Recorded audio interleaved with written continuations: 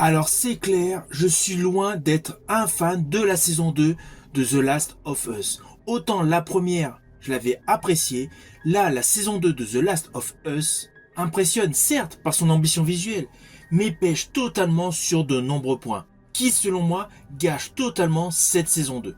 Déjà, le fait que la saison ne comporte que 7 épisodes.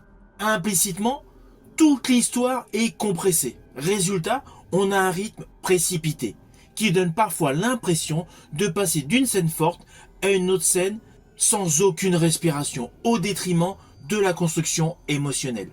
Là où le jeu prenait le temps de développer tension, amitié et dilemme, la série coupe court, laissant un arrière-goût d'inachevé. Il y a une simplification morale évidente, et c'est dommage, car l'un des atouts du matériau d'origine était sa capacité à brouiller les lignes entre héros et antagonistes. Dans cette saison, tout est lissé, les dilemmes semblent moins dérangeants, les ondes d'ombre totalement atténuées.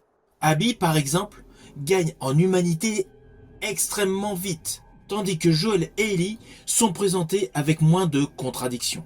Ainsi, cette perte de nuances affaiblit la force philosophique de l'histoire et surtout, la violence et la vengeance ne dérangent plus. Cela se consomme comme un drame classique.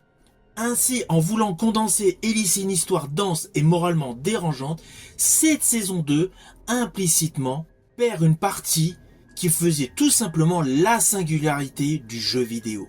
C'est-à-dire l'ambiguïté, la lenteur pesante et surtout la brutalité émotionnelle. Brutalité émotionnelle qui semble avoir totalement disparu de cette saison 2.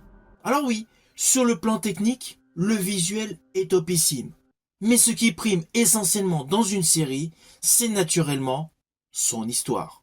De ce fait, je le dis haut et clair, j'ai été déçu par cette saison 2. Je vous dis à bientôt pour une prochaine